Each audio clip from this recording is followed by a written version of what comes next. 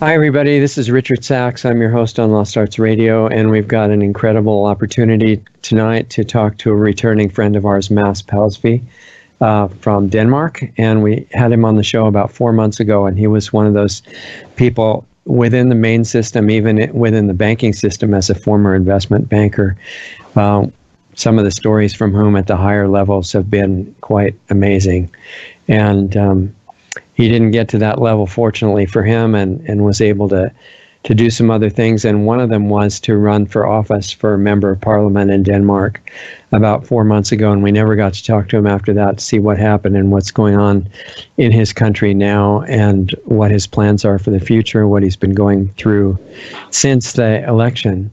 And this is a great chance to do that. So finally we got to sit down and talk about it. So welcome, Mads. I'm really glad you're here, and it's going to be an interesting discussion. Thanks a lot, Richard. I'm glad to be back. Why don't you, for the people that are listening that didn't know about the first time, why don't you kind of tell about the background that you came out of and why you ended up running for office and what happened with that? Yeah, my background is I'm a former investment banker from Morgan Stanley and Credit Suisse, first Boston and Barclays. I worked in London and Hong Kong for a number of years. Basically, it started dawning on me that maybe the investment banking industry was not all fine and dandy. And yeah, that was a tough blow. It was a tough blow. Yeah, it really was, because I always thought it was a noble job to kind of be an interim between lenders and savers, pension funds and governments, pension funds funding the government's deficit, and I was a facilitator of that because I was trading government bonds. I was one of the biggest government bond traders of Scandinavian bonds, but also German and English and Southern European bonds, even American and Japanese bonds. Okay. And of course, derivatives on that, futures, swaps, options, exotic options, everything. So it was a very interesting job. I loved it, and if only the world was run by nice people, I wouldn't want another job. I really enjoyed it. Money can do tremendous good things. It could, yeah, it could. And so that my main reason for starting to run for office was I found out that the people who decide the size of the monetary base in each country are the banks, and not the government, not the people. In every single country, except for Libya, until they killed the Gaddafi. Yeah, they took care of that, though. And Iran, which is why they want war with Iran now. Right. And Cuba and North Korea, I think, something like that. And also Sudan, and they, of course, also attack that country.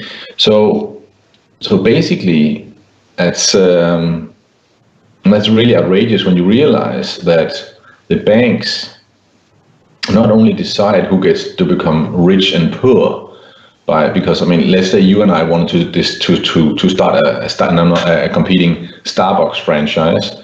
Yeah. We would need a lot of funding, and they would say no to us, and maybe say yes to Joe Smith down the road. Mm-hmm. And so the banks decide 100% who becomes rich and who don't. Yeah. Right. So that's a huge power. But on top of that, they are the ones creating the monetary base. It's outrageous, and they do that because money at the moment is debt. So the more debt we take on, the more growth in the economy, the more jobs, the more wealth creation, the better the equity market will go. And then when they start to call back their loans like they did in 2008, then the market collapsed, and they know that. They know that in advance. So every single recession and every single growth in the economy has been created by banks, not by the governments. One of the things that you mentioned, I don't want you to lose that train of thought, but just so that everybody understands the magnitude of one of many things that you said there. You said the banks create the monetary base, and I think that that's something that most people have no idea that that's even an issue. They don't think about where the money originates. They just think that it's kind of there, and everybody's trading it for goods and services, and that's as far as it goes. But actually, if somebody could create the money, they'd have like a big advantage over everybody else in the world, right? Absolutely, definitely. Power. And I mean, I don't want to be be rude or anything, but I mean, a long time ago, I stopped asking people what they believe money is, because you have no idea. They say it's the GDP, it's the salary we get. It's like it's all over. Right. I have no idea, and that's by design. Yeah. Because you could very, very easily explain to people that money can be created as debt by the banks when we borrow money with the present system, where you go down and you borrow. Let's say you borrow $10,000. You write an IOU, $10,000. That's you creating money, and the bank is rubber stamping that money. As long this as this is a really big deal. It's like you're speaking a very foreign language, like from another planet. Yeah, you know, and I'm trying to that we all should understand and really should focus and pay attention to. We really should know this. Let's look at this one little thing, you know, which you said that when you write an IOU, let's say you go to the bank and you want to borrow money. Yeah. Most people imagine the bank is just, you know, these benevolent or at least neutral people that have a whole bunch of money, and so they decided to lend it to people to help them. Yeah. And so when you go into the bank and you want $10,000 for a car. Yeah, they create new money. The money is not it's there. not like they're taking it out of the vault and say, okay, yeah, it looks like we have 10,000 $1 bills. We'll put those in hundreds and give them to you. No, that's not how it is. The money is not in the bank. No, so what happens? It's called fractional reserve banking. So let's say for every $1,000 they have, either in equity or in deposit, they can then issue 10 times more, roughly, maybe even 12 times more. We should like stop for an hour and let people have that one statement sink in. If they have $1,000, they can lend 10,000 or whatever. More, 12,000 basically. Yeah, 12. Yeah. I mean, most people either that would brush right by them, or they would not have any idea what you just said. What does that mean? Well, it basically means that what's very important is if you go down and want to borrow, let's say $10,000, right? They do not have that money in their vault. They don't. They literally write a number 1 and 4 zeros after it in your account, and they create brand new money. And they are allowed to create money because of the Federal Reserve Act of 1913. So they're allowed to do it, but it could be, and then you have to pay the money back with interest, which has not been created. And so something similar to the Federal Reserve Act in the other countries, right? Because the Federal Reserve Act is just for America. It's in Denmark, and actually, the Federal Reserve is your third privately owned central bank, because the Federal Reserve is not government, even though they lie. They call it federal, but it's not government. Right. Yeah. And I mean, they lie about everything. They even say to you that you deposit money. No, you don't. You are making an unsecured loan to a bank. And the banks, they normally go bust every 25 years, right? So it's really not very clever to deposit money in the bank. But we all do it, yeah, because what else gonna do, yeah? But they lie with the language. So you think deposit, it's my money, I put it in the bank, it's my money. Yes, you can come and take it out, unless they do a bail-in, which they've done in Cyprus and in a couple of other countries. And even in Sweden now, they have prepared the legislation so they can do it anytime they want.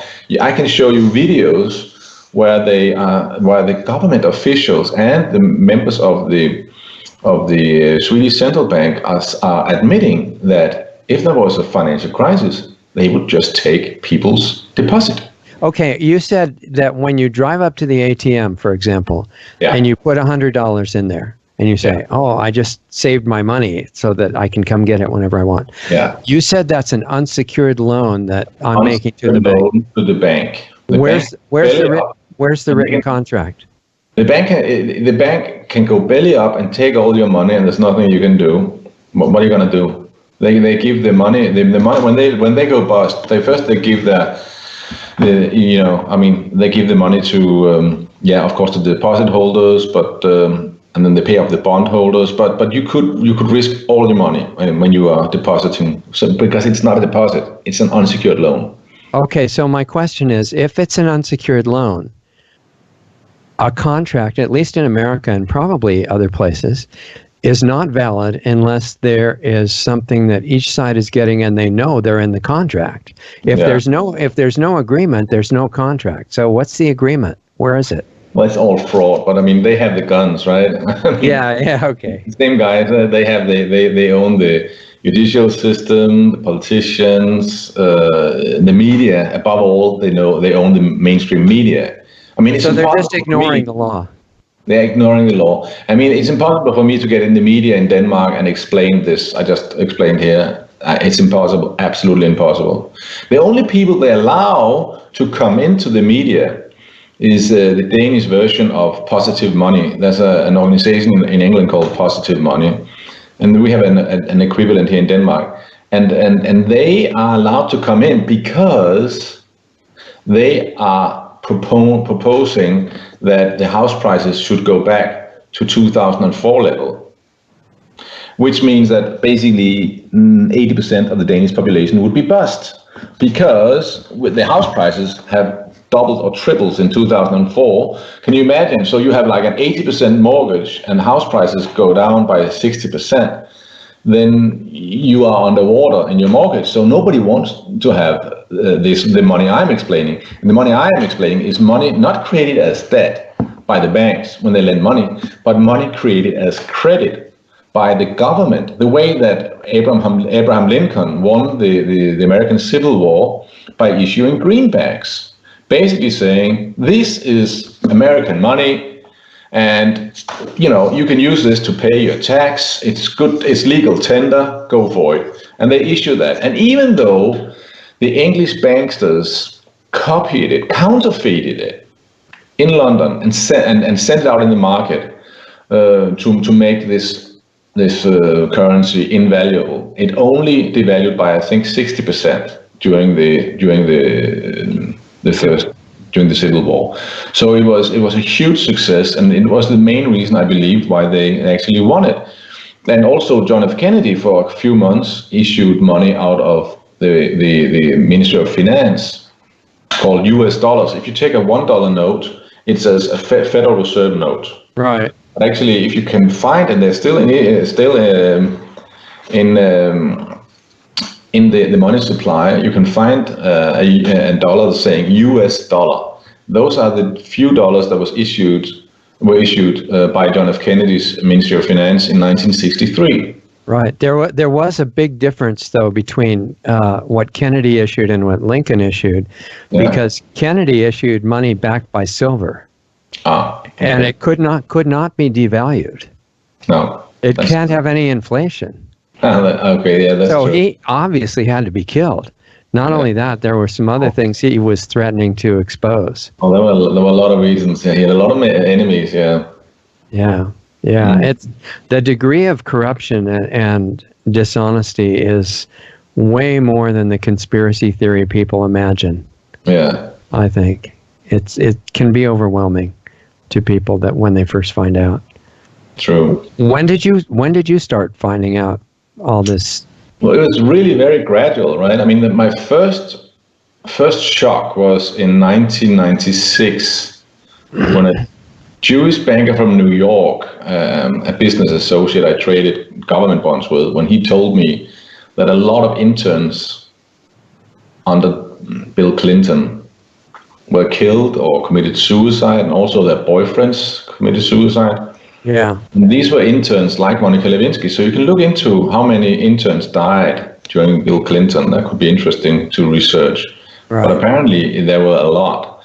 And I thought, that's strange. And that kind of made me wonder a little bit what was going on. And now obviously you have all these videos you can see by just look up into Clinton murders or Clinton killings. And I mean, they're all over YouTube, where documentaries about the enormous amount of people who have been killed, who have been working with the Clintons. So that was the first one. And the second one was I was shopping in Harrods in London, and all of a sudden I stumbled over a few books of David Icke. And I mean, obviously, everything he writes is based on fact, except for the part about reptilians. I don't know why he put that in it. Maybe it was in order for him to survive, I guess. Because now everybody can say, yeah, but he talks about reptilians. So, which means that, of course, all the other facts he says are wrong. Right. And it's not because they know the reptilian stuff is wrong. It's just that they can't verify it. Yeah, it cannot be verified. And in general, his research is incredible. It is. Amazing. Yeah. It is. Yeah. And I have no idea whether there are reptilians or not. It sounds incredible, but, who knows? But so does what you're talking about. Yeah, it does, but that can be easily verified. When we talk about what the stuff I'm saying about the Federal Reserve, and you don't want to know that, the person will be called ignorant, which means information that is easily available, and you don't want to know it. Then you are an ignorant person. However, with regards to reptilians, you are nascent. Because you don't have, how are you going to prove it? How are you going to find that out? It's impossible. All you can say is, I don't know. Yeah. The honest answer is we have no way of telling whether it's true or not unless you meet one. And if you meet one and they go away, you're not going to be able to prove it either. No, that's right. But the stuff you're talking about, the people who prove it get in trouble sometimes. True. So you started finding out, and did you read some of David Icke's books? Yeah, I read quite a few of David Icke's books, and to my surprise, my friends in the banking industry, when I talked about it over a number of beers and expensive red wine, they were not very interesting. They were not very keen on listening to it. They really didn't want to know. Wow. They didn't want to know that all the presidents in America have been related to the European royalty. Right. Yeah, either what's his name, the Great of France, something called the Great of France, or yeah. So they didn't want to know, and that most of them have been Freemasons, 33rd degree. They didn't want to know that either. But all that, it was like, well, then it's not a democracy really, because if it's only royalty that is elected as president in America, not really a real democracy, is it? Well, it must have shocked you that they didn't want to know. It does. I mean, it still surprises me the amount of resilient and people fighting to avoid any kind of knowledge. It's unbelievable. They don't want to know. They insist on being ignorant. Really, they really do. I mean, and we're talking about the vast majority of people. Yeah. So what at this point? What do you think explains that? God, I have no idea. I mean, it's a huge question, isn't it? Yeah. I really don't know why, because I've always been so curious all my life. So I don't understand why they don't want to know. And now with the 5G rollout, they're gonna die. We're all gonna die. That's how it is. And that's why we are now suing the Danish government. We have now raised a lot of money. And we found a lawyer, and we're going to sue the government now to stop the rollout of 5G, because it's genocide, basically. So what part of the government do you sue for that? I don't know which ministry is in charge of that, honestly. I think 5G actually is under the Ministry of Defense, to be honest. At least it was, I think it is. It might be the Ministry of Defense. Well, it's another example, like you're saying, that I'm sure in virtually every country that has any coherent system of laws, they're breaking the law by doing it. For one thing, because if they are signatory to the Geneva Convention, it violates informed consent. Yeah. Among other things. Yeah, and you can't make studies on human beings unless they all give consent to it, and yeah. Right, but they have enough studies on animals to know that it's extremely damaging. Oh yes. Right, yes. and so right there, it's not fully informed consent. No, definitely not. It's horrible. It's absolutely horrible. It's horrible, and now we even have the royal family of Denmark coming out proposing that everybody should be vaccinated, like the entire That's boy. There's all these parallel agendas. It's that are in all out attack on all areas at the same time. I think that's probably why it's overwhelming. It's blitzkrieg. Exactly right. Blitzkrieg. That's what they're doing. Yeah. What in German or Danish? What's the exact definition of blitzkrieg, so that people will know what blitzkrieg was the name of the German strategy to attack really fast with their tanks. Okay. And just go through the enemy lines with tanks and just keep going, but many more kilometers than the enemy would expect, and just keep pushing a lot of enemies of forces through that area. Just breaking down everything, and then maybe surrounding the enemies. So you go through the enemy line and you go around it, and then all of a sudden they can't get any reinforcements, and Right, and they're not talking about blitzkrieg with 1 or 2 tanks. They use a whole lot of tanks, right? Definitely. On the same spot. So in the analogy, one of the tanks is 5G, one of the tanks is poisoning the water, vaccines, all these different things, and it's slowly becoming illegal to talk about these things. Fake news media, political correctness, the universities who are proposing these ridiculous, idiotic things about LGBT and transgender and climate hoax and all that stuff. It's unbelievable. It's unbelievable. That you were becoming so aware of all these parallel agendas that you wanted to do something about it. Yeah, that's right. Yeah, I definitely want to do something about it. And when you ran for office, what were you going to do about it? Well, I thought that if you could make a political program which basically explains how we have as our key issues how it should be, and we propose it in a way that's very difficult to say no to. All our key issues, I'm sure the vast majority of the population would vote yes in a referendum. Mm-hmm. So obviously, if we had a fair treatment in the media, we would become a very, very big political party. So I just want to come out with all the facts and all the good ideas of a sound economic system, and all the truth about the agenda. It's basically a war on humanity that's going on at the moment.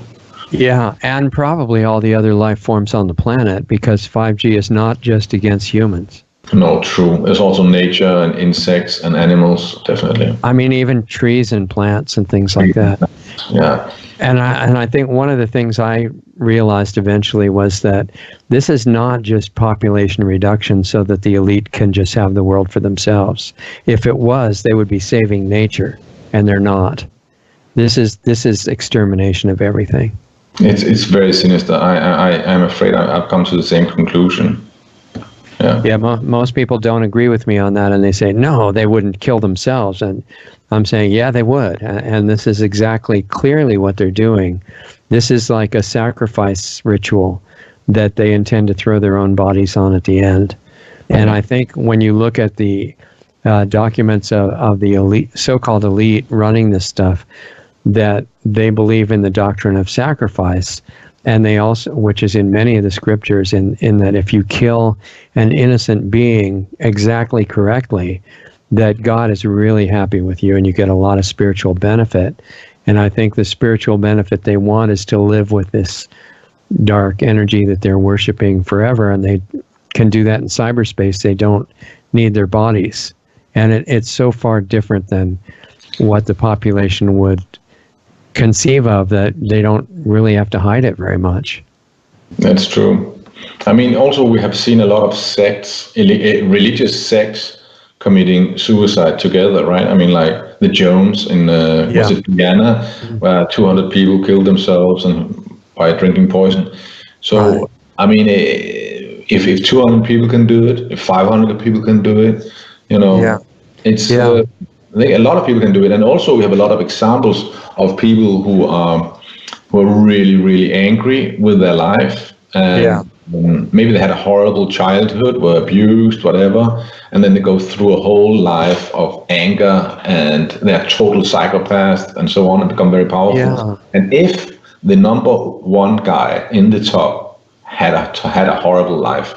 It is beyond very plausible that he would, when he is 105 and he's not going to be able to have another heart transplant after the 7 he already has that he might, just wipe the board with all the chest breaks, right? Yeah, exactly. At least take everybody with him. Yes, of course. And if he has all the money in the world, and he can, do whatever he wants to, and if he has all the surveillance, he knows who is the enemy and so on. Yeah, it's very easy. And I think the money motivation is only used to keep the corporate servants doing their jobs, but at the top level where they are creating the money, they're not after money. That's not the point. They have all the money. They create them themselves. It's not important. I mean, if you look at what a lot of the things they're using is the tool. The fact is that most people, including myself, all people, we do not understand big numbers basically. So we're used to counting up to 100, maybe 200, because that's how many animals we would have. Right, on a farm. On the farms for hundreds and thousands of years. So when you have a big multinational corporation who is saying that they made a $3 billion profit, for example, we think, oh my God, they're making so much money. Well, actually, it's nothing. If you're considering a corporation that has, that is in every single country and almost every single person in the world is using their product. Yeah. Then 2 or 3 billion is really not a lot. It's like that would be a slow year. They'd wonder what's wrong, what happened. Yeah, and that's because they're not after money, right? They are after control. Right. So these corporations can go on forever without making any money because they always know they can just tap into the money creation facility. That's why you see them overpaying their CEOs. Because they're not really interested in the shareholders, really. They're not interested in benefiting the shareholders. The shareholders will make money when the equity market goes up. But they don't make any money out of dividends, do they? Right? Because that's not what they want. So it's all about control, and it's about destroying the competition so that more and more of each of the production capacity is controlled by fewer and fewer corporations. That's happening in almost every industry actually right now. Precisely. I mean, in America, first it was happening with Walmart, and then now Walmart's being overtaken by Amazon, and everything's going online, which the convenience traps everybody, and then they become dependent and controllable. Yes. So when you were running for office, you had coherent explanations of all these things, and like you said, everybody should have understood it and voted for it. So what's your current understanding of what happened and why that wasn't? Obviously, I didn't get into the media at all. I was taking part in a few public debates in Copenhagen, like 3 or 4, and on every single debate, there were more than half of the audience were from my political party.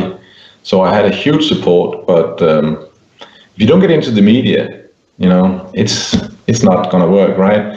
Yeah. Yeah. So the media in all these countries, I notice it certainly in America, but other places too. The media is one of the main forces working against the public, trying to keep them unaware of everything, it seems. Definitely. If we ever have democracy ever in the West, yeah, and we will have a new Nuremberg process, then the media executives, they should go to jail for many years. Yeah, I mean, the top executives of most of these global corporations are in that category, I think. True. And some of them are being, like the one that you mentioned, is being given in America total immunity for liability protection. Yeah, and even within the 5G, the Telecom Act of 1996 has given the telecom industry, immunity from prosecution for any damage done to people's health. So they said you can't even object on the basis of health or environment. At least that's the understanding. Well, and also in the 80s or 90s, there's legislation in the US that you can't sue the vaccine producers if they kill your family or maim them. Or 86, and they figure that about 1% of the people who get injured in that process find this fake court that they set up to make it almost impossible to collect any compensation. And even though it's almost impossible and only 1% find it, they've given out more than $4 billion for injury and death so far. But I guess the media hasn't had time to talk about that yet. No, they're not interested. So do you think the lack of media coverage was one of the primary reasons that the election wasn't possible to... Yeah, for sure. If I may quote Jordan Belfort, the famous salesperson, Wall Street trader or salesperson from the movie Wall Street, yeah? Yeah. DiCaprio played him in the great movie. Right. And Jordan Belfort, he's now training people to become salespeople, and he says that you need 3 things to sell them something. And first, of course, you need to get your client to like the product. That's number 1. It's pretty obvious. Right. But 2 other things you need to ensure as well, otherwise you can't sell. And the second thing is you need to make sure the audience like you. The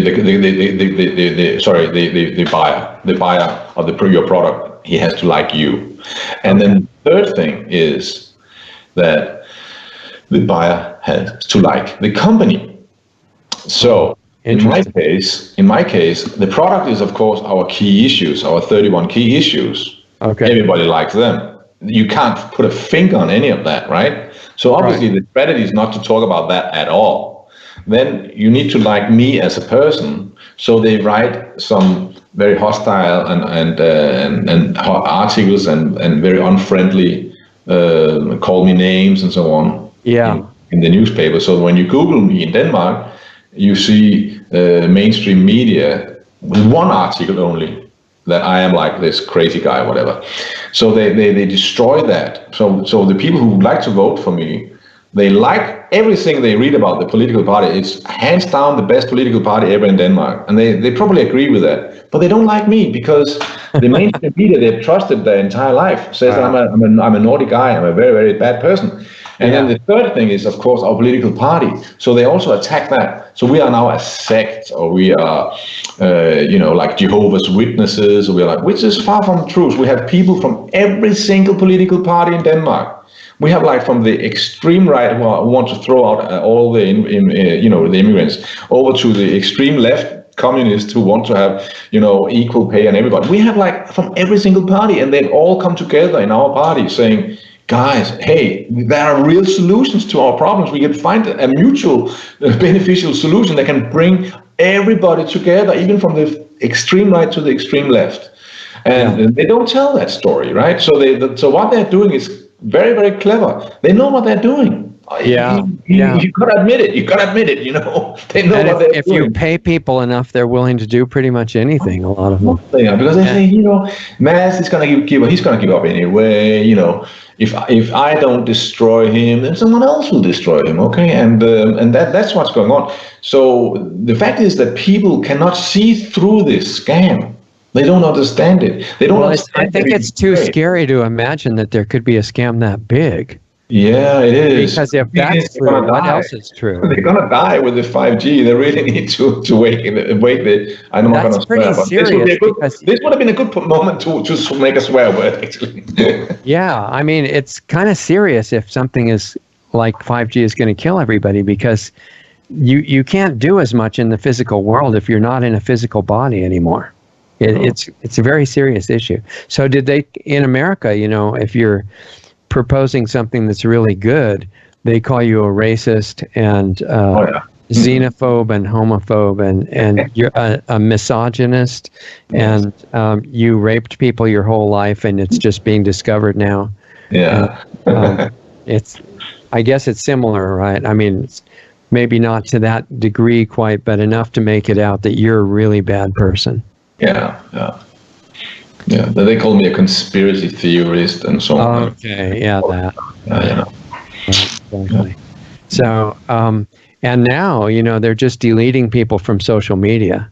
Yeah. I don't know if that was happening to you during the campaign or not. No, they don't want to do that because that would probably be too obvious. So what they've done instead is they've been ghost banning my posts, so nobody gets them. Yeah, exactly. Interesting. And so that was, what, 4 months ago? Something like that? Yeah, it was in the beginning of June. Okay. And I mean, they did so much to stop me. Even they have a kind of a sense of humor. I gotta admit it, yeah, because we have about 100,000 Freemasons in Denmark, and if I had been a Freemason, yeah, alphabetically, my name Palsvig, on the exact spot where that is, there's a name Paludan, Palu, not Pals, but Palu, okay? And this guy, he had fewer signatures than I had 3 months before the election. He's an extreme right-wing guy. He wants to throw out all foreigners of Denmark. He's burning the Quran. He's absolutely crazy. And this guy, he had fewer signatures than our political party 3 months before. And then all of a sudden, funny enough, the media decided to put him on television every single day. So in a month, he had the 20,000 signatures needed, and his political party were in all the debates for the whole month. Yeah, right? But that's because the media figures that he's going to make people see how totally crazy and extreme everybody but the major parties are. Exactly. It's to make the two major parties, the Social Democrats and the right-wing party called Venstre, though it's to make them, compared to Paludan, they're really, really nice people, right? Yeah. And then they to make sure that nobody would focus on my political party, they also had another guy who's quite a well-known man a businessman. His name is Claus Riskær Pedersen. He made a political party called his own name. This guy has been in jail 10 years for defrauding a French pension fund. So he's clearly a crook, and so they took him to television as well, nonstop. Yeah, I would guess that they would like him a lot. Yeah, exactly. So that means that all the and he had two issues he stole from me. One of them was the politicians are all lying, and the other one was corporations pay too little tax and humans pay too much. So he took two of my key issues, blew them out of proportion, and then he was put into the media. So that means that all the focus that would have gone into our political party went to these two horrible guys that nobody likes, and then that was made to make, thank God we have this nice cozy political parties. We have the blue party, we have the red party, and they're much better than these two outrageous boys, So, I guess, as long as that's in place, there are other things that work with that too. I've discovered is that they have electronic hacking of the voting machines unless they have all paper ballots. And we don't have voting machines in Denmark. What happened in the U.S. before they had voting machines is they had paper ballots, but they took them all to a secret basement. And there were a couple of guys called the Collier brothers that wrote a book about this called Vote Scam USA. Yeah. And they took them there where nobody could see. They had armed guards keeping people away. And they hired a group to go in there and change the votes. Yeah. But now it's much more convenient. They can do it electronically. But I think that they might have done that in Denmark because it sounds very strange. The amount of votes I had were a lot smaller than we expected. We had a huge turnout on the different events we went to, and as I said, we were more than half of the audience. 3 times I was out in a debate, and we had a whole page ads in 2 newspapers. We had buses with advertising on, 20 buses riding around for 8 weeks. So you had some good financial support to pay for a lot of advertising and stuff. I didn't have a lot, but we had just members of the party donating what they could. So okay. we had enough to make sure that people saw us, and we went out in the streets, we talking to people. We had 2,000 placards with my picture on it in our area. So We did a huge effort. Yeah, How many debates were you in? I only managed to get into 3 or 4. I mean, most debates they didn't want to have me along, have me there. Yeah. How many people in a typical debate? How many candidates? Then we would have from 12 or 13 different political parties would be there. Yeah. Wow, and you had more than half the audience in that many candidates. Definitely, it was very. They were very visible, and you could also hear them whenever I was talking. It was like in a football match. I was on the home turf. Yeah. Wow. And who was leading the debate, and who was, asking the questions, and who organized it, and all that? Well, one of them was another political party. Another one. 2 of the other ones were by a local newspaper in Northern Zealand. They had one in a shopping mall. They had another one in a library, and it was quite embarrassing when you have like a minister coming there, and he had his girlfriend and 1 or 2 people. You know, it was really embarrassing. They don't have any public support whatsoever. Nobody could be bothered to turn up to. Wow, interesting. That's very similar to what happened in 2016 in the U.S., because the current president probably won by 4-1 or something like that. But because we have all the hacking and we have the media going on and we have all this stuff and we have the social media, I think it was the hacking that took it down to probably, barely winning, and they were shocked because they thought they had shut it down.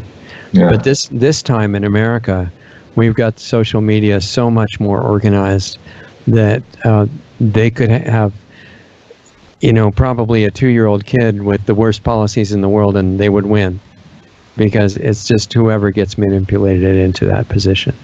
Yeah. It's a fairly serious situation. And it's quite public that Google made a lot of fraud and moved a lot of votes and influenced it. And then what they do is, they always have this agenda. Look over here, the Russians did it. I know. Did it, yeah? Yeah. Did everything, And that was so sophisticated and smart, because the Russians had been working openly with the other party, actually, to steal, uranium interests and all kinds of things like that. And even worse, it was even the other way around. Yeah, exactly. And that wasn't the Russian top of the government. It wasn't Putin. That was all made up so that they would switch it completely. And they're still doing it. They're still trying to do it now. Yeah. It's amazing. And here, these people are so nasty, it's beyond understanding of the average normal person. True. So they may have something like that they used to have in the U.S. before we got more advanced. Now we can change all the votes electronically, and Google was on video saying that they can just send out a go vote reminder to only the party they want to win, and it costs them nothing, and they can swing 15 million votes that way in the U.S. Yeah. And, they're confident they can do that in 2020. Yeah. But for you, they had to do it in paper ballots, so they might have had something like they had in the U.S. before the automation, which was, I think they used League of Women Voters and some other people to go and secretly count and change the votes on paper ballots and say, well, sorry, it looked like you had a landslide, but you didn't get any votes, especially in these places where, you had most of the people. Somehow you had no votes, just the way it went, and something may have happened. It's very strange. I mean, I only got the amount of votes that are receiving our newsletter. And it sounds strange, because we have handed out more than 100,000 flyers in person, where we were in the street for 8 months, from October till June. So more than 8 months. We were in the street every single day, handing out flyers, talking with people. More than 100,000 people we managed to talk to, and not a single one of them voted for me. They decided you were a bad person. And all of them. All of them, yeah. It's amazing coincidence, yeah. And how many active voters are in Denmark? I think it's a little more than 3 million, 3 point something, yeah. Okay, and you got how many votes? Well, they could only vote for me in an area with 300 something thousand people, and I got 0.3% of the vote. I got 880 votes. Wow. It's 880 out of 100,000 that you handed out, flyers and things like that. Yes, and the 880 is, I mean, we have more members of the party, and people have liked our Facebook, and people are receiving our newsletter. So it's yeah. They just lost some of the votes somewhere. They don't know what happened. Yeah, it could be election fraud. I don't know. I can't prove it, and there's no way. I mean, even if I say it's election fraud, most people just say, "Yeah, you're just sour grapes," you know. Exactly. Everybody. So, I'm only going to say it to you, Richard, and your friends. I was saying, after the election, and you saw what happened, how did that affect the development of a new understanding and strategy for you? Well, we now have decided to go out and talk to people, and maybe make some kind of a study on what their views are on different various topics. And then we hope that they agree with our point of view, and if they do, then we will introduce them to our political party. So that's what we're doing now in the street. So that we actually we're trying to target more people to become members of our party now. Okay, and tell us again, what's the official name of the party in English? In English, it would be Earth, Freedom, Knowledge. So basically, the reason behind it is because you can actually look at every single problem in the world and say, if it's good for the earth, okay, right. And then it has to give you the maximum amount of freedom without taking away other people, nature, or animals' freedom. Right. And then the third is it has to be based on facts, knowledge, and wisdom, which is trivium, obviously. Yeah. Wow. So these three things, if you can say that, then it's our key issue most likely. Yeah. So that's why we've chosen this way, because it has to be, people have to really wake up to the reality that it's almost everything that is wrong. It's the medical system, it's the educational system, it's the military industrial complex, it's the way that we create money. I mean, it's absolutely everything. Pretty much. That is suboptimal. And now I'm being nice. Yeah, suboptimal is very polite. As a politician. Right. Okay, so what are the activities of the party now? So we're having a camp where we're going to meet up and discuss and talk and brainstorm, and so basically, and then we go out on the street, and basically for the 11th of September, one of our members got arrested because he wouldn't give his full name. We were out. First, we went out to Danmarks Radio, like BBC, so our main broadcasting station, and we wrote. We made a big painting of the Twin Towers and Tower 7 with chalk, because it's legal to paint with chalk. And now we've done it now for the good part of a whole year now. So we're really like where? Paint where? In the street. Like on the ground? On the ground. Okay. So you can make political statements with chalk on the ground, wherever there's public access, private or public, you can do it. You cannot do it in your. I cannot come into your home and your personal ground and do it. Okay. But if you own a shopping mall and you give public access, I can do it there. Okay. Outside. It has to be outside so that it will disappear next time it rains. Yeah. Sure. But we now found out a method to mix chalk with water. We have a machine that goes around, blends it up really well, and it looks 100% like paint. It looks like white paint. Wow. But it disappears when it rains. So we went out to the Danmarks Radio, our BBC, and we wrote two planes, 3 towers. How old are you? ? Yeah, because 3 is bigger than 2, right? That's a basic concept there. Okay. And basically, not even 3 planes could get one of the towers to collapse. We don't want to go into that. That'll give people headache. Yeah. Yeah.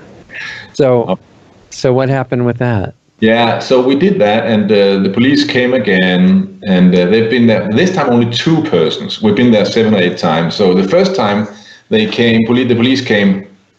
They came 10 policemen and women, armored vests and machine guns, and they came in 4 big cars and so on. And we were waiting for them on the parking lot because we knew they would come. Yeah, we could just have gone because it was slow. We did it very early in the morning, and I said to people, we have to dress up. We were 11 or 12 people, and we are all dressed up. So we had like a guy who's 75. We used to run a factory with a suit and a hat, and we had a lady, 50-year-old former pilot of SAS, with long leather boots and dress and everything, and people were in suit. They were coming here, so we had people in all ages. You know, of course, obviously we had a few of the typical men in the 30s who were, you know, but they had dressed up. So the police came and they saw these people all dressed up, and they are committing this. They thought vandalizing. You know? Yeah. And they sued us. They said, we're gonna sue you for vandalizing the property. But then after months, they realized they had to give up because it's just, and they gave up. We have it in writing that they've given up because it was just chalk and water. Okay. And but both then the first time, but also on last Wednesday, on the 11th of September, they arrested one person because in our law it says you have to give up your name and your birth date, and he did that, but no, he wouldn't give his surname because name is not surname. Name is your first name, and in Denmark you have name and surname. So legally, it doesn't say the surname. No, just your first name and your birthday, and he did that. So they took him in, and they made him wait for an hour. Then they undressed him, and they were really nasty to him, as in abusing him in terms of shouting abuse, calling him insane and a sick person and disgusting. 5 big policemen shouting at him naked while he was naked. Wow. And they groped him, those pigs. Wow. Yeah, they groped him as well. Bastards. Back to the Third Reich, basically. Basically, that's what it is, yeah. Basically, that's what it is. And they had to let him go, and he didn't give his surname. That was a pretty strong guy. He's a strong guy, I'll give you a clue. He's a strong guy. He did it on purpose. He wanted to do it. Right. So, wow. And then we moved on to Christiansborg, our parliament, yeah? And we went out in the front of the parliament, and we did the same thing again. And we painted the Twin Towers. We wrote 2 flames and 3 towers. How old are you? And then we started writing war propaganda is illegal. And we wrote a lot of stuff, yeah? And then the police came this time because it was the first time we were in front of Christiansborg. This was the first time we did it there was last Wednesday. And they came 10 police people, and they came shouting. They were shouting at everybody except for me. They didn't shout at me. Huh. And I don't know why, but then the head guy, the Indsatsleader, who's the chief there, he came up to me and asked me, would I give you my name? Yes, of course. And you know us, we've done this many times. You know it's legal. You've sued us once. You have given up. We're allowed to do this. You know that. Yeah, but I have to check that it really is chalk and water. And can I check that? He asked me, and I said, yes, you can. Then he called a fire engine. So a huge red fire engine came. You cannot believe this, yeah? A massive one. Yeah. And I thought it came to remove the chalk, obviously, right? Right. But it didn't. No, he then went up to this fire engine, and the fire engine checked that it really was something that would go away with water. Right. And then the fire engine just left again. And then for show, they kept us there standing for an hour. But we were waiting there anyway for our friend who was taken by the police. So we were waiting for him to come back to us. So we had agreed we will meet with him there. So we had to wait anyway. Right. So the police were standing waiting with us for an hour just for show. And then we had written a Retsopgør, which means basically we want to have a Nuremberg process. But we missed the R. In the last, we had the whole letter except the last, the whole word except the last letter. We missed the R, the letter R. And then they said, and then you have to go after that. And I said, yes, we will go, but we will write that letter. So they had to allow us to go back and write more. Well, they had to look at it as well. Yeah. So that was a small victory, and then we continued at the biggest train station in Denmark, where most people arrive in Copenhagen to go to work. So we went up there and wrote a lot of stuff there on the pedestrian streets, and we even told the police we would go there. So they came. They arrested our friend again, because again he didn't want to give his name. Right. So and then after that they went back to Danmarks Radio, our BBC, and for 3 hours. They couldn't call the police now because the police had been there once, so they had to allow us to be there. We then went up to the front entrance where all people are going in and out of Danmarks Radio, and we wrote a lot of stuff: 2 planes, 3 towers, and stuff like that. And it's war propaganda is illegal, and you have to live up to public service, blah blah blah. Everything we wrote. And then they came out. The guards came out from Danmarks Radio, came out and had to wash it off. Then we went back and wrote it again for 3 hours. So they were really tired of us. And I think everybody on Danmarks Radio, they know that we know that they're lying a lot. Yeah. And if we ever get into power, they're going to be in trouble, as in they will go to jail. Right. Yeah, they have a lot of reasons to try to keep people telling the truth out of power, for sure. Yeah. And I guess there are future elections that you're looking at to try to build up to that over time, right? So when would the next one be? I mean, if you get into power, that has to be through an election. Well, yeah, exactly. I mean, and it doesn't even have to be me. I mean, they just have to be someone who is a proper person, an ordinary citizen who want to do good for humans, the nature, and animals. It's not that hard. It's pretty obvious what needs to be done. Yeah. You should not, like vaccines, you should not inject formaldehyde and aluminum and other cancer-inducing substances into babies. You shouldn't do it. It's not very smart. That should be pretty obvious. Yeah, stuff like that. And if you have a guy like David Noakes in England, who cures cancer by producing a protein called GC-MAF, he should not go to jail. But the people who put him into jail, they should go to jail for life. Yeah. Because they are guilty of a lot of death. Because he cured 75% of people on stage 4 cancer. He cured 75% of them. Right. And he went to jail. They took all his money, they took all his equipment, they destroyed his business, and now they extradited his girlfriend to France because he produced GC-MAF in France and England. So both countries are after them. So now they took his girlfriend, sent her to France, extradited her. She's in jail. She didn't even have anything to do with the production of these things. Right. She was just involved, I think, bookkeeping or something like that. I can't remember. But it was definitely not. She was not producing any of the protein that cured the people. Right. Which they say is illegal. It's illegal to cure people.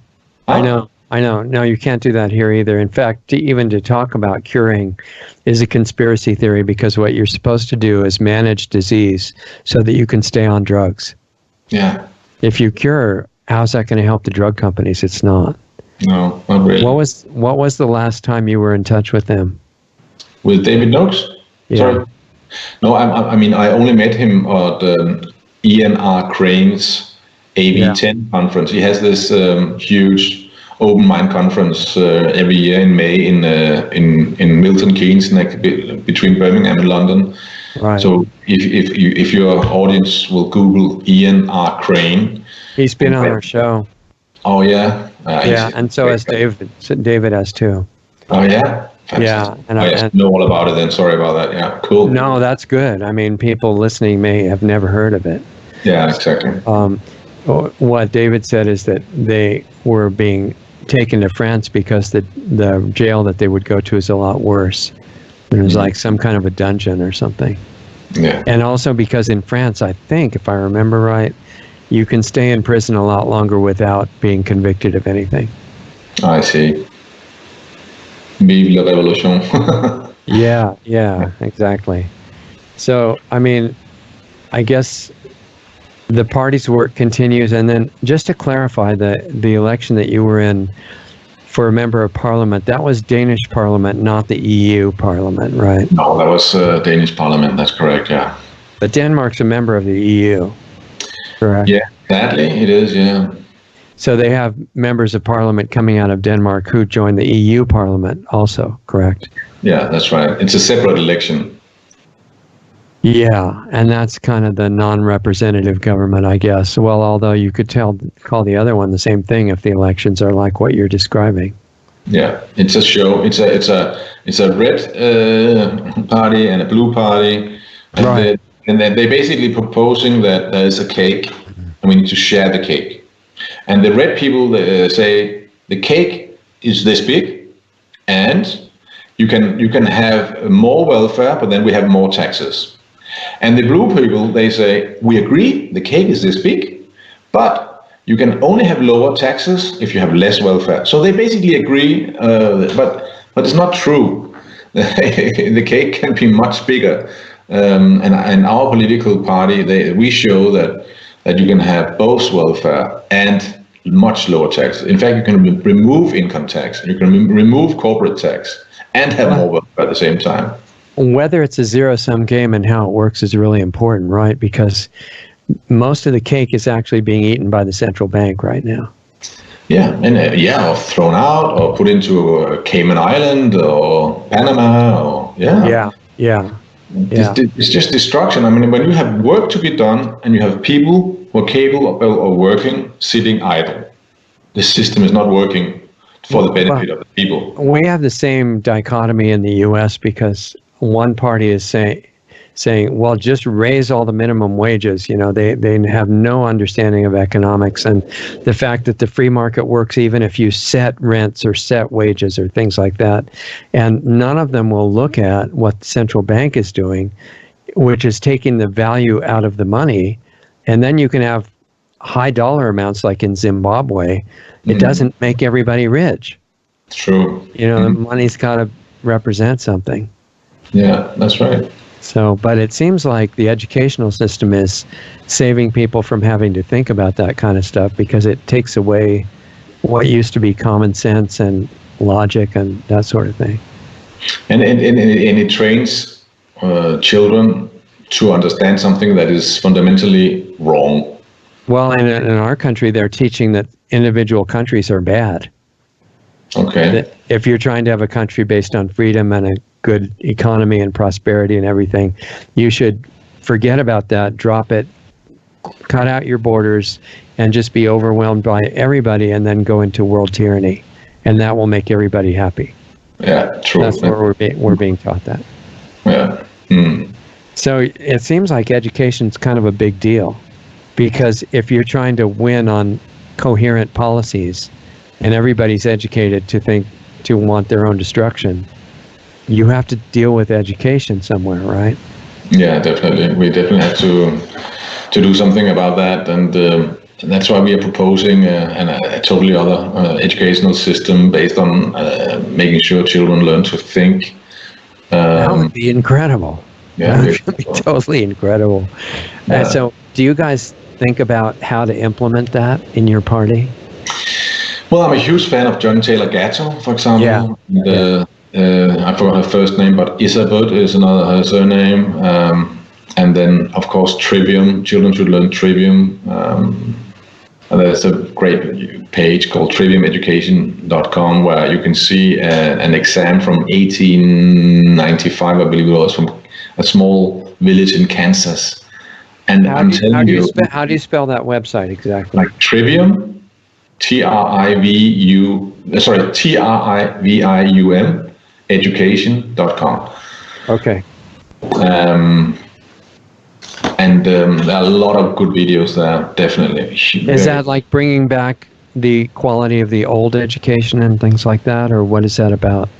Yeah, I mean, it's a lot of the old disciplines in education.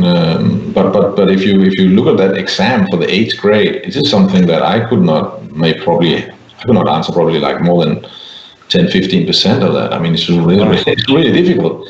And this was eighth grading. You know, these people were studying by a little candle, after they've been out exactly with their parents all day, And they didn't even have Wi-Fi. How could they study at all, right? Exactly. How could they? Was that in the 1800s? That was 1890s, yeah, in Kansas, in a village. Actually, and it was even an exam for the people for the people who failed. Wow, so that was a low level. I don't know, but it was very, very difficult for me. Yeah. So I think you should have teachers who are trained to understand how the brain works, how children have different learning systems, so that you can. It's not important what the teacher teaches. It's not important what the teacher says. It's important what the child understands.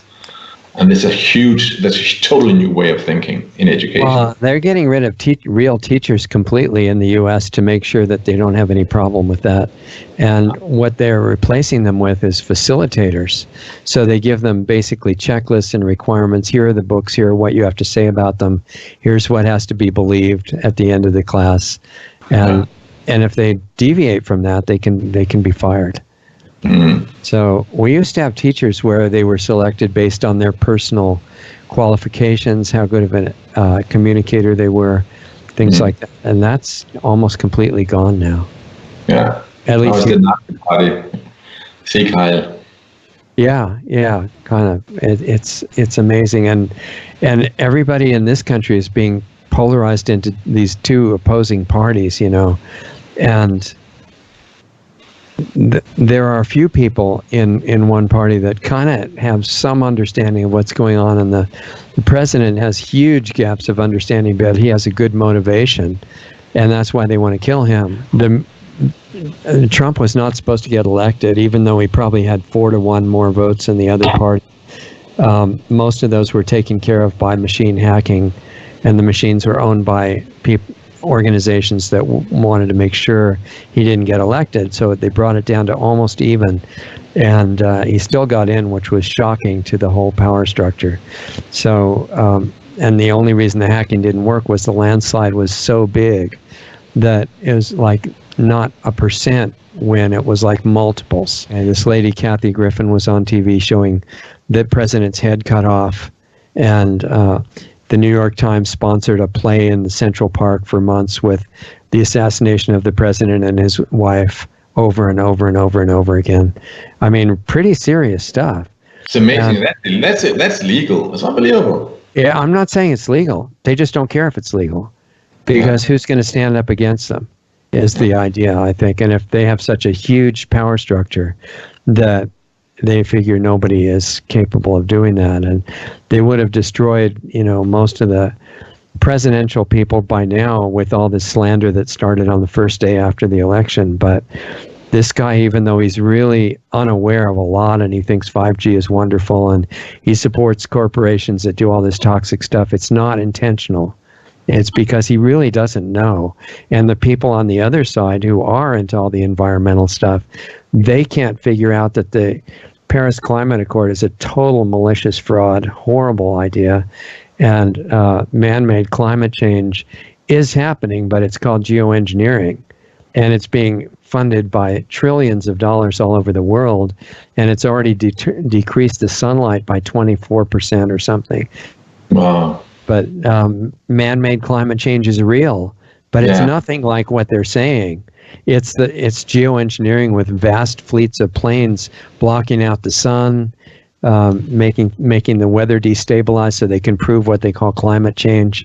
They don't trust global warming anymore, because what if it gets cold?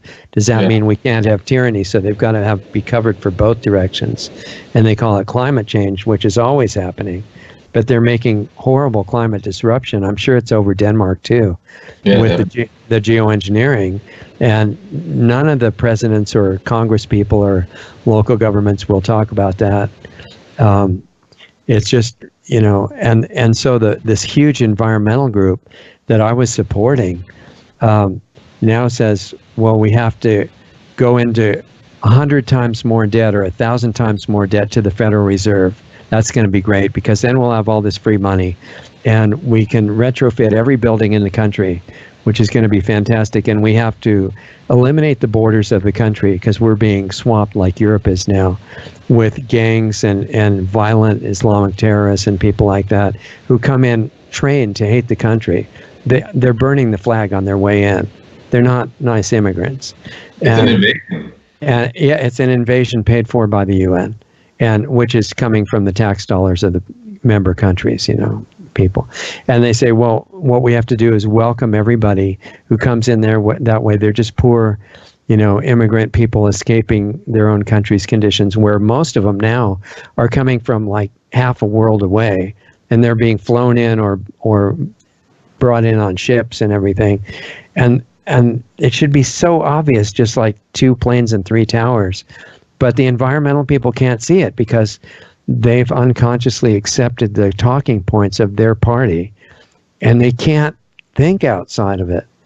So when we had the heads of these big organizations on our show, they won't talk to me anymore because I questioned what they're saying. Yeah, they get this feel good for saying what is accepted. Yeah. Everybody nod at them. Yeah. And the climate hoax is real, and that everybody's are nodding at them, and that they feel this great community. Yeah, we all agree that. I know. Climate, yeah. I think it's got an emotional basis that you can see where the programming is logical, or to get rid of logic. But I think there's a deeper level of it, and I think the so-called 5G and the other Gs before that are playing a big part. Because we had Barry Trower, I don't know if you've heard of him, but he was on our show, right? And other 5G people, and saying by World War II, they had perfected the wireless weaponry to the point where they could make you into an assassin or commit suicide or go commit some, suicide mission or something with no problem. That was in 1940s, and it's later than that now by a lot. Right. And so now there was a whistleblower who came out in the U.S. from Seattle, and apparently the government approved of him and agreed with him because he was totally destroyed very quickly. All of his posts were wiped off social media and all over the internet, and totally scrubbed. Brian Coffron, you probably can't find a reference to him anywhere now. Kofron. Kofron. Brian. Yeah, very courageous guy. He was working for a company in Seattle that was masquerading as what they called a private security company. And he couldn't stand what he was doing anymore because they couldn't get rid of his conscience completely. And he came out and said, look, this is what we're doing. We're using this wireless radiation, this RF radiation. So what was Brian Coffron saying? He was saying, look, I was working for this company that pretended to be a private security company. But these are in all the cities around the country now, and the experiment is to see how can we control the minds and emotions of multiple millions of people at once instead of one. And it's being successful. And in the U.S., we're seeing these groups in the street that are violently protesting, and it's not even a protest, it's just what do you call it? Terrorism, organized terrorism, and they're being paid for by, people higher up in the power structure, and they think they're fighting fascism. Anyway, they're out committing violence in the street for the sake of peace and happiness and prosperity and freedom and climate change and all kinds of stuff like that. Yeah. Anyway, I didn't plan on saying all this stuff. I don't mean to interrupt you at all, but it's relevant. It's part of it. Yeah. Very interesting. So, I mean, to get a handle on the problem for the sake of the solution, which is really the only good reason to get into the problem, is they're taking away the ability to think and more importantly, to perceive what's going on, so that the emotional programming takes over and they're looking at something, thinking it's something else. Yeah. And this environmental group has more than 1 million members, and they won't communicate with me because I'm against the Green New Deal. I think it's terrible. It would give the government, for example, complete control of the medical system. And of course, they'd have to have total surveillance over everything you did. But you're talking about forced treatments of different kinds. There would be no way out, because that would be the only source of medicine. In the land of the free, huh? Yeah, just for everybody's benefit, so that all the poor people can have treatment. That's how it's promoted. Fluoride helps a little bit to lower IQ. That's been coming out in many studies recently. But this programming doesn't want to wait for that. It's taken away the essential IQ element very fast. And I think the brain is like a muscle. If you don't use it, you're going to lose it, Yeah, and they've devised exercises for it that destroy it. So they're using it, but in a counterintuitive way. Yeah.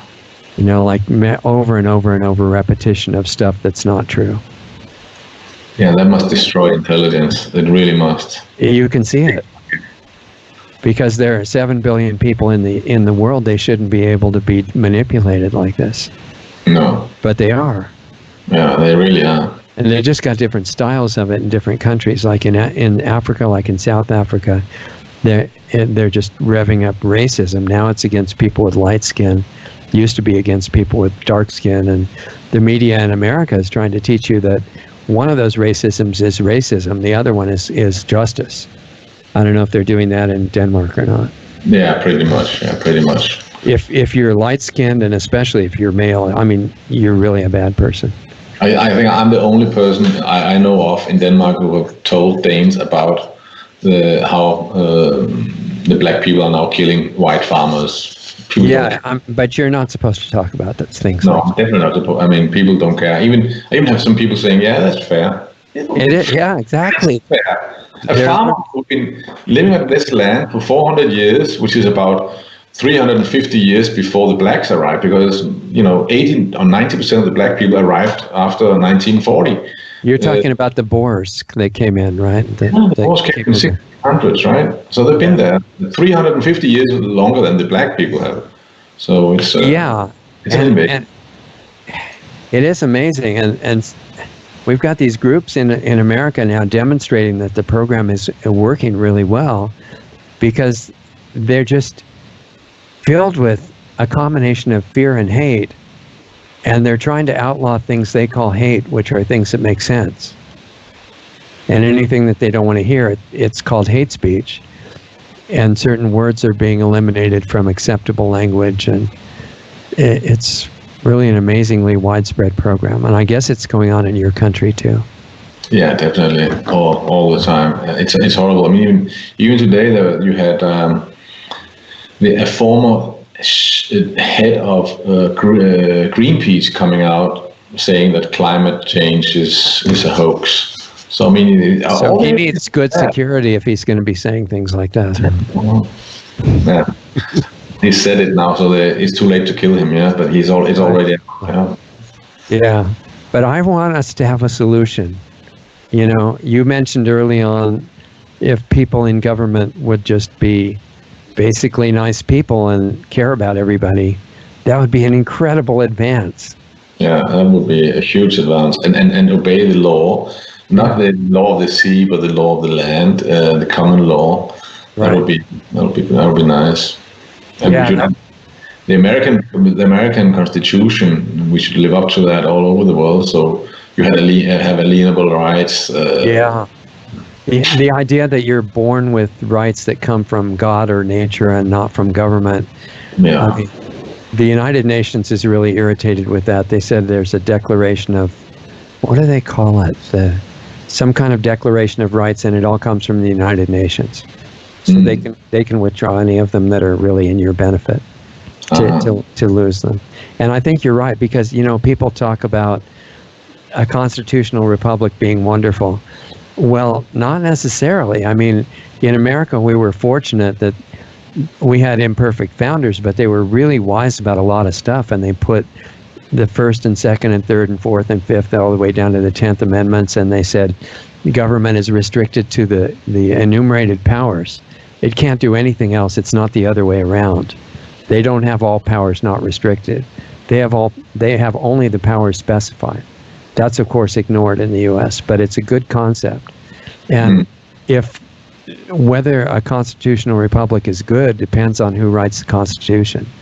Because you could also have a constitution that says, kill all this minority group or something, and that's for your benefit. That would make that constitutional republic as bad as a tyranny. Yeah, but if you have one that's got good concepts, it's incredible. Absolutely. If we followed it, it would be really neat. Yeah. And I guess what kind of constitution does Denmark operate on right now? Well, ours is from 1848, and then there have been amendments 3 or 4 times since then, and every single time to the going backwards, giving the Queen of Denmark more power.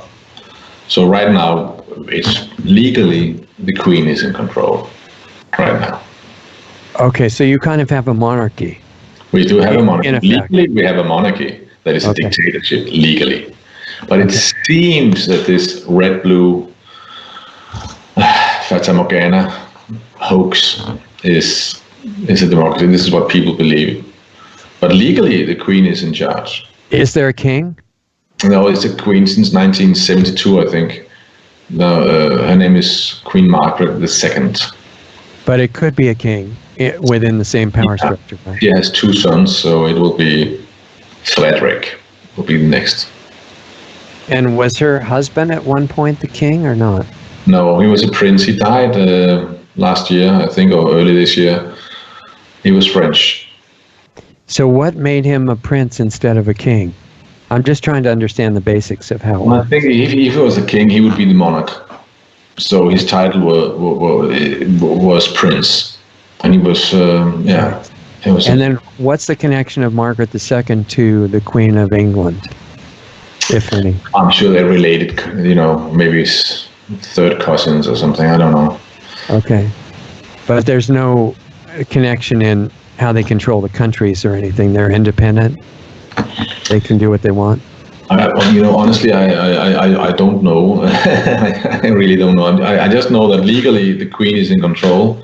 Okay. It's not so clear exactly how much she decides, but she has time to meet with the Danish government once a week. So I don't know why are they coming for tea once a week with the Queen? It seems a little bit overdoing it, doesn't it? So I think they're talking about important stuff as well. So it makes you wonder if she's laying out the guidelines for what they need to do for the next period before they have tea again. Yeah, I mean, if the world is run by 300 families, then it will be great just to go to the Queen and she meets with the government once a week and tells them what to do, and that's it. Yeah, and of course, even a monarchy, this idea that only a constitutional republic is good, it's because we saw what the U.S. Constitution had on the good side was really impressive.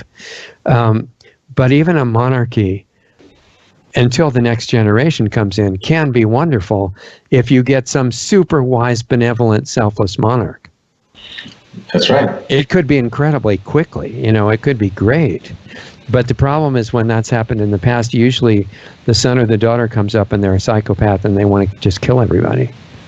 Yeah, like Caligula or something like that, yeah. There was some studies done on islands in the Pacific, and it turned out that the islands that had a royal family did much better because they would take care of the little island. The islands are so small that you knew every single area of the island, and you knew how many people it could sustain, how much food there was. Yeah. So they made sure that everything they had infanticide to make sure the population was stable on a certain level. But in the islands without a king, a royal family, it would go.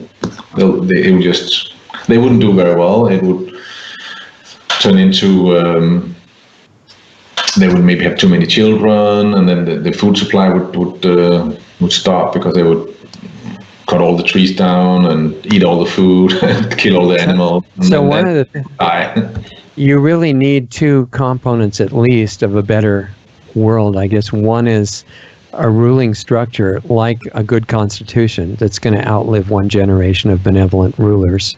And then you have to have representatives in the government and in the population as a whole that have enough consciousness to honor it and not just circumvent it. Yeah. So we are a long way away from that. Yeah. So it's really a consciousness issue, isn't it? Because if you had people who were self-aware on a higher level, they wouldn't be attracted to control things by evil. That's right. It wouldn't appeal to them to hurt people.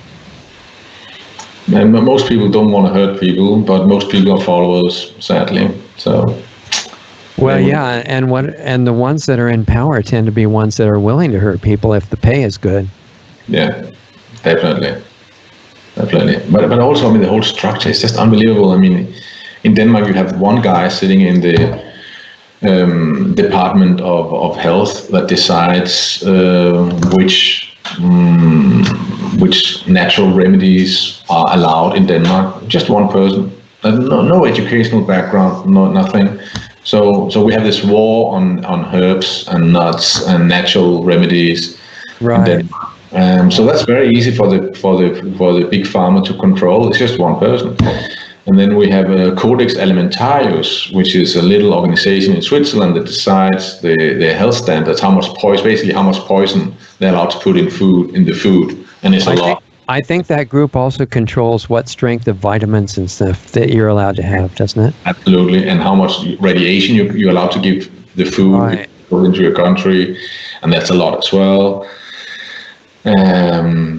So, and it's basically in Denmark, it's two old people sitting out in Frederiksberg. I have a friend who visited them. So two old people, basically no clue pretty much. I mean, they're not scientists, they have no educational background. It's unbelievable. And they're sitting there. Which two people are you talking about, and what are their titles? So these are the two people representing Codex Alimentarius. Obviously, they take their orders from Switzerland, so I mean, they don't have that much power, I suppose, but it's just a very limited amount of people actually. The evil forces need to control a country like Denmark. It's not a big country, 5.7 million people, but we're talking about like a handful of people who decides about the health in food and medicine. I mean, it's unbelievable. Yeah, and they know at the top levels that if you don't eat the right food and if you eat a lot of poison and junk food, that your brain is not going to work very well, because the same blood supply from the rest of your body supplies your brain. And you're not going to be as much of a threat questioning things so much. That's right. And it's good for the medical industry too, because you're going to be susceptible to sickness, and then they can blame the germs and say you need more injections, right? Yeah. So, I mean, when you're having a party who, if I understand your political party, your goal is to make life better and to bring back sanity, a few things like that, right? Yeah. Do you have like small groups in that party that get together and think about how to do that? Just kind of like, you know. We meet on a regular basis, you know, every second week roughly, and we talk. And another problem is that there's so many different areas to look into. And most people have a life that is very demanding. They have to work long hours, and they have to go home, commute, and they have to look after their spouse and their children, maybe their parents, and they want to also have time to do some sport to stay fit. And right. How much time are really left to study all these various topics? So that means that even the people who are most awake, most of them are actually only awake in a very tiny area. So some people know a lot about health and natural foods, and they're normally vegetarians and stuff like that. And then you have other people who are very much against 5G. You have a few people who are very much against the wars, and some people who understand the monetary system, but very, very few people who understand more than one or two pop topics, to be honest. It's so difficult. That's a big issue, a big problem. Yeah. Because what they need to do is put the dots together. Exactly. And what I'm trying to do is I'm saying there's only one dot, and that is we are run by a mafia. They're psychopaths. Some of them are even pedophiles and sacrificing people. A lot. And they're cannibals, and they're really, really horrible people. And that's really the basic thing we have to understand. And if you look at any of these topics you want, you will find out that there are criminal intent behind it. Yeah. And then you can see, do you really have to look at the next one? Okay, be my guest. But once you look into 2 or 3 different areas, please then trust that it's all over. And that is my biggest surprise over the last 4 years where I've been involved in this, is that people won't, they just won't.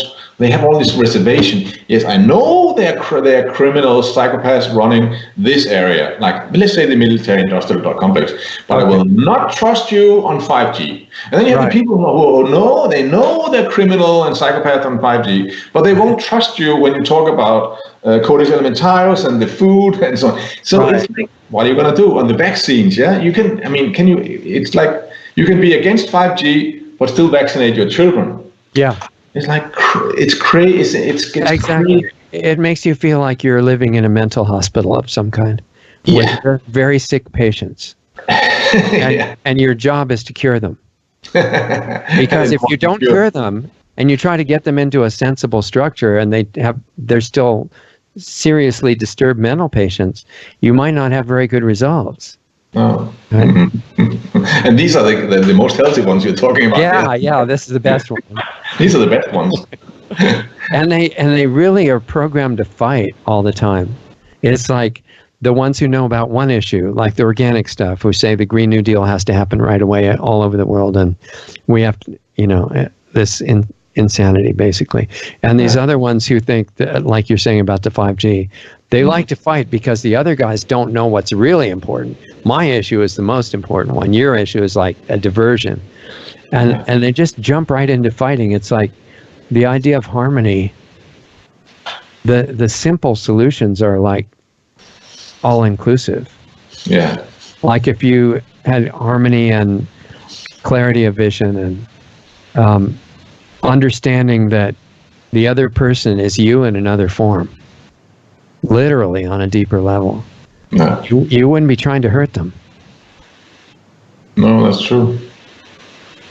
But it has come to now, it's self-defense. I mean, these people are really hurting the planet, they're hurting people, they're hurting nature.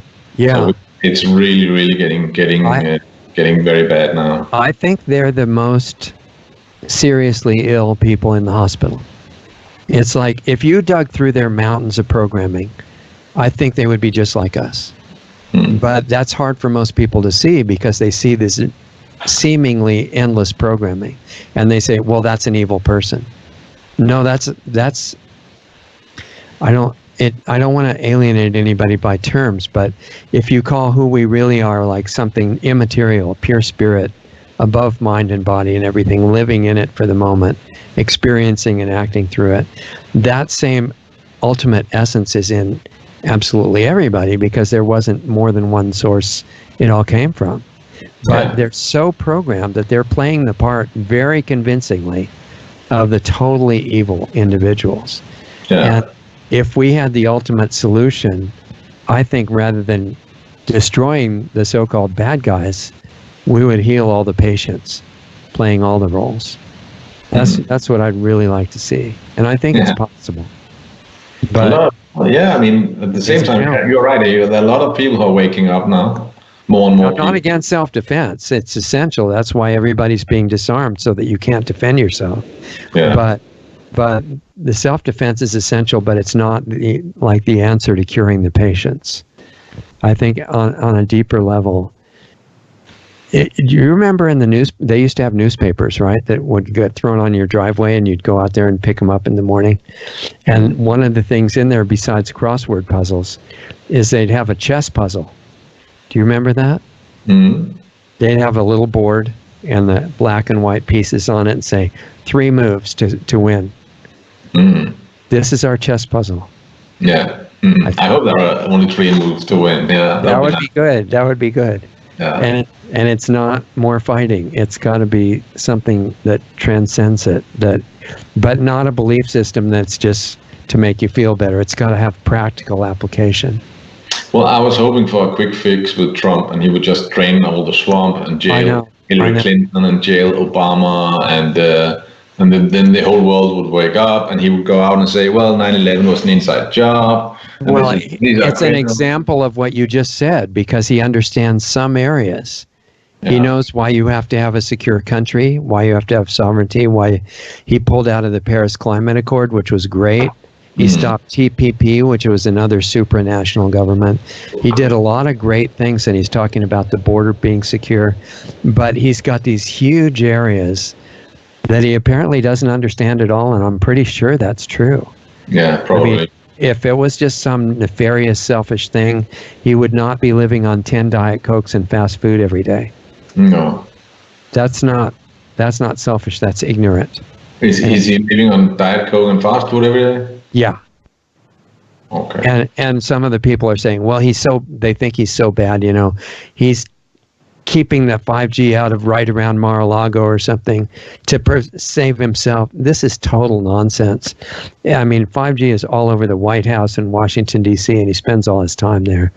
And he's unaware of it. He just thinks this many new jobs, this great, beautiful, successful company moving in, it's going to get our economy back. And he's right, but you have to make this. He's pretty busy as well, right? I mean, he's very busy. Can understand if he doesn't have time to look into all these. He delegates decisions and research to nefarious criminals. And then he realizes later, after they've done a lot of damage, that they were evil. Yeah. And like Bolton was trying to push him into war in Syria, Afghanistan, all these other places to ramp it up and make it nuclear as soon as possible. That was his objective.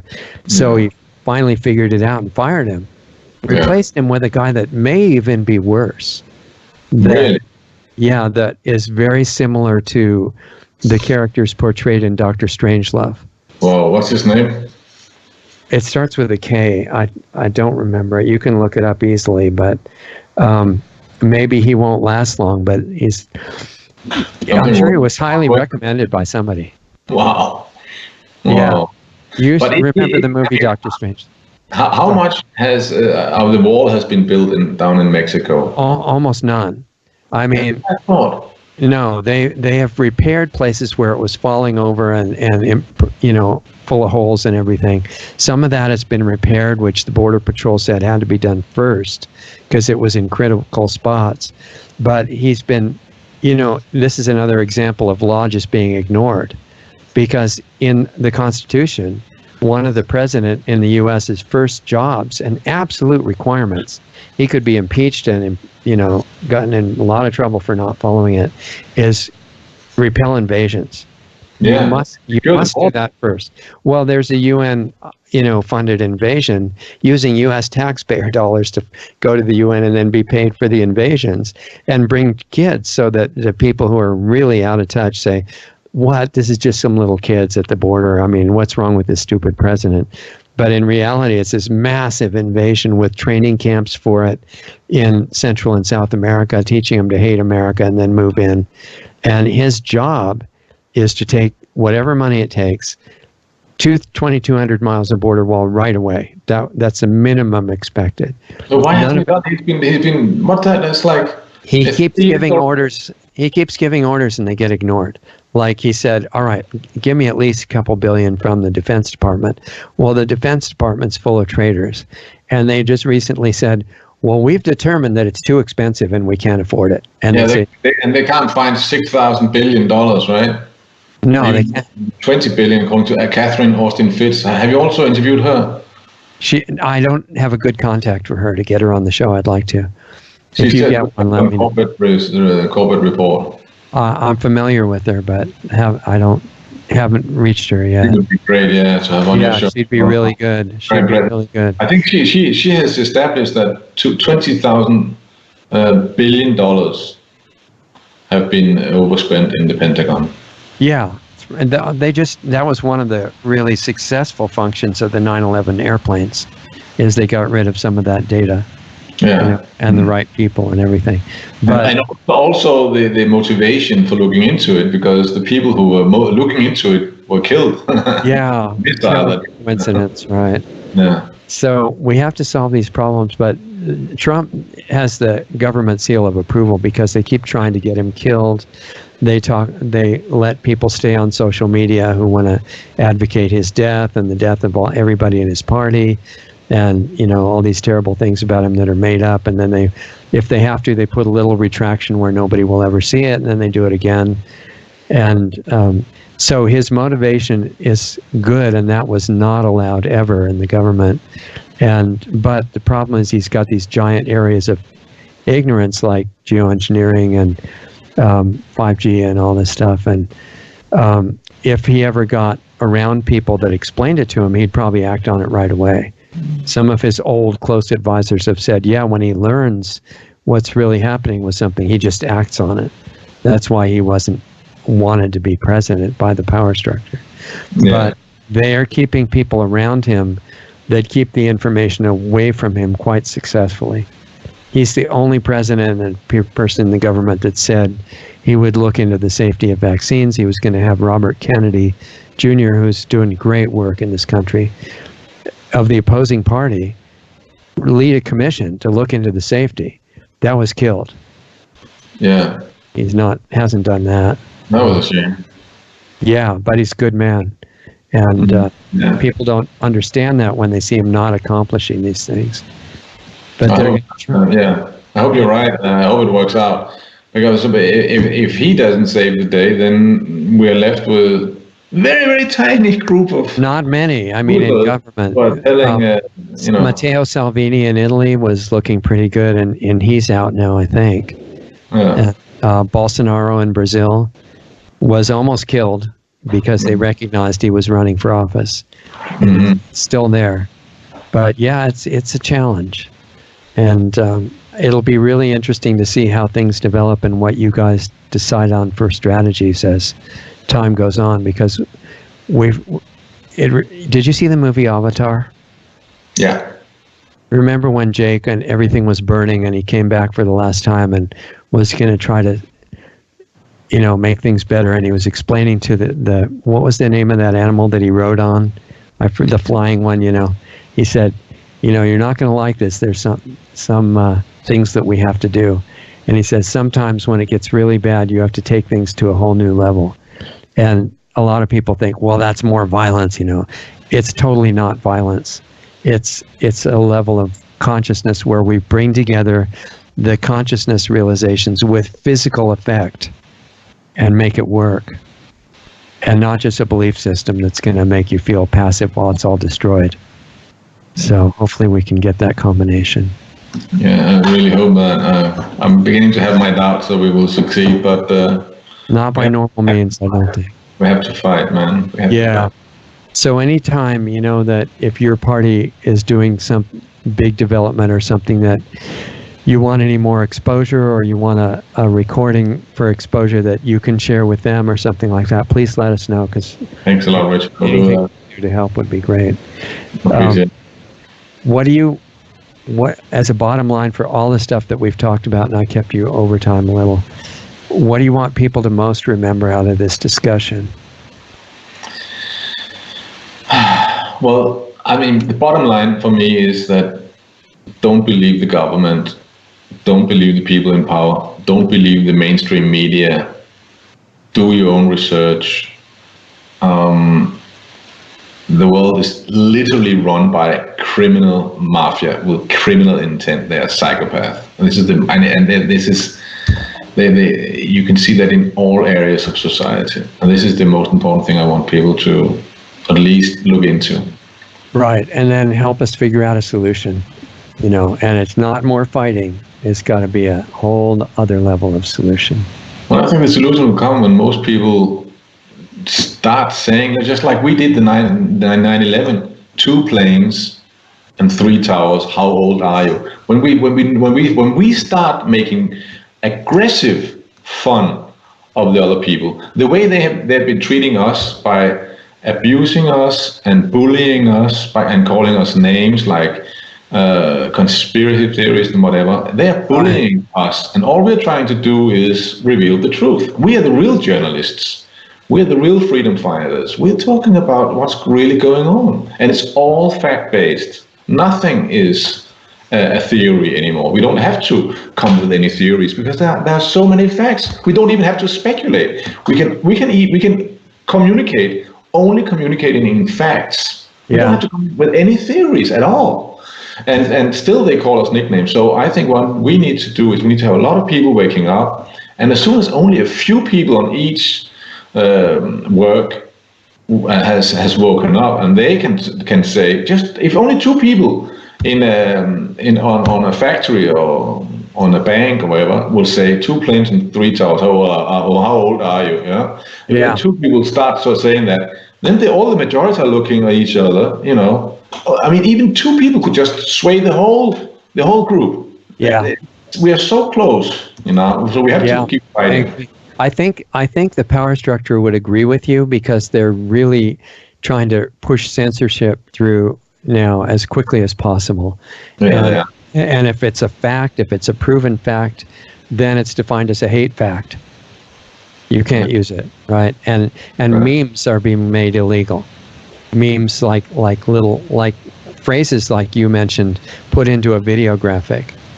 Those are being made censored off social media now. So I think that's a seal of approval that what you're saying is true. I mean, we have a small party in Sweden that's very much like ours called Populisterna, and one of their board members, Fridtjof Persson, he had his YouTube closed down a few weeks ago. You have Gemma O'Doherty in Ireland, who started Anti-Corruption Ireland. She's a very famous Irish journalist from the Irish Independent, and she was even a presidential candidate, supported by 17 members of parliament in Ireland. So she's a very, very well-known woman in Ireland, and she has a political party called Anti-Corruption Ireland. You should get her on your show if you want. Yeah, introduce me. Gemma O'Doherty, yeah. And any of those contacts that you can give me, I'll try to give them exposure. And are some of them people that understand how all these dots fit together? Oh, big time. Okay. They're very smart people. And Gemma also had her YouTube channel closed down, even including a video with me where more than 100,000 Irish people had seen it. And now she has been now for 6 weeks standing in front of Google headquarters in Ireland, protesting against the closure of her YouTube channel. This is the second time they did. The first time she went down there and demonstrated, they opened it. But now the second time they then closed it, and now it seems to be for good. Yeah. They're starting to do that to members of Congress now in the U.S. It's pretty interesting. It's unbelievable. And it's unbelievable they can get away with it. A private corporation like that, it's unbelievable. They do. I mean, the biggest known criminals in the U.S. don't have any penalties at all. No.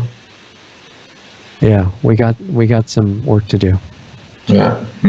Anyway, I'm really glad you came back. I hope we can talk again soon, and hold on and say goodbye in the break here. Good to see you.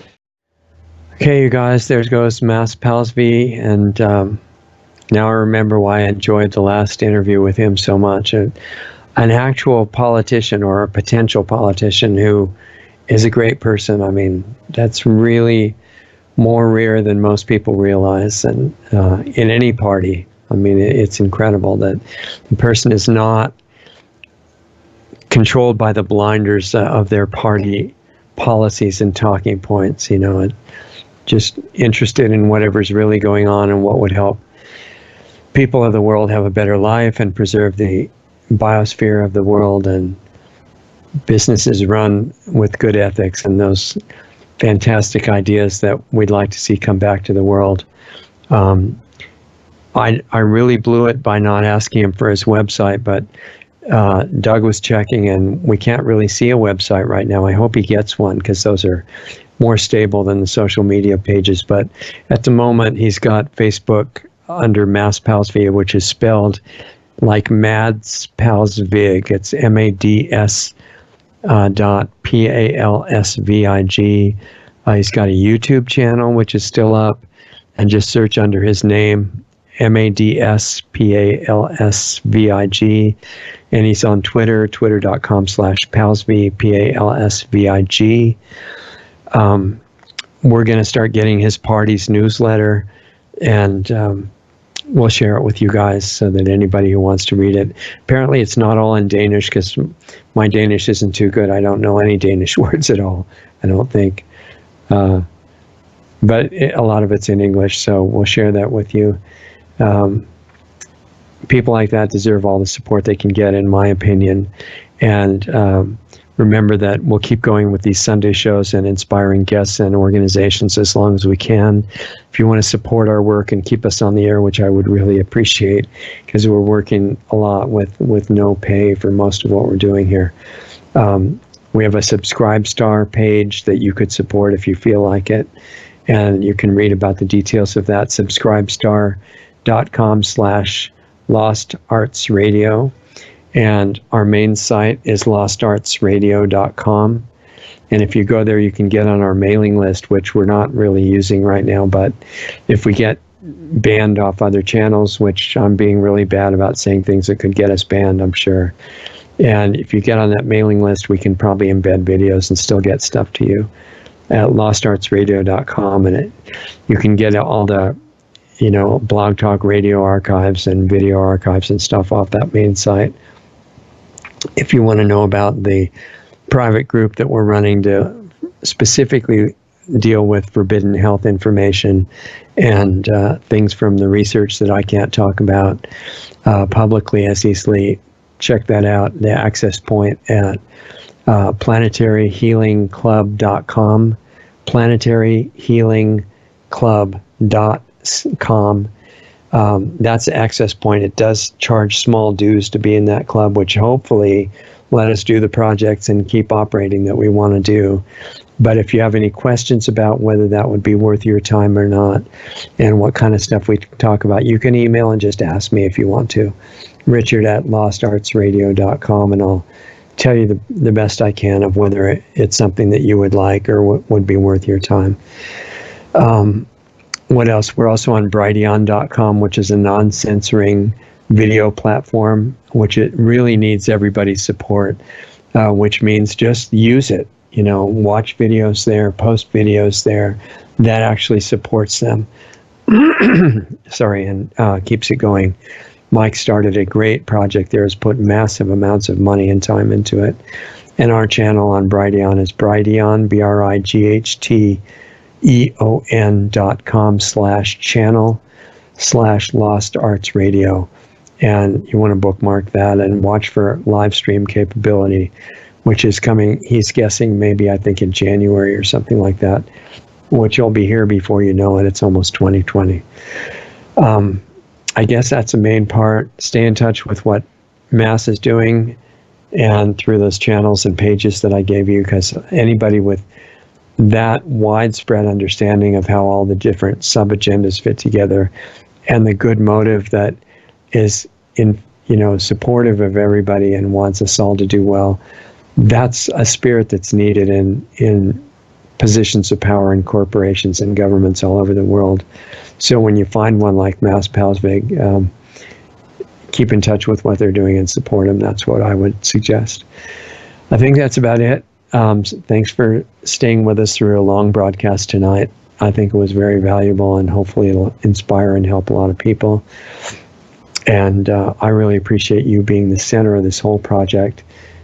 Support us on Subscribe Star if you can, and hope that we'll see you at some point on Planetary Healing Club.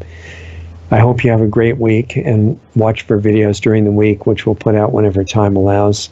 And otherwise, we'll see you on the next Saturday and Sunday shows. Saturday show, by the way, is Lost Arts Radio Live at 4:30 Pacific, 7:30 Eastern on many platforms. And that is Lost Arts Radio Live. It's about events in the world and implications of what's happening. You might find that interesting. Anyway, thanks for being here, and I'll look forward to seeing you again soon. Thank you.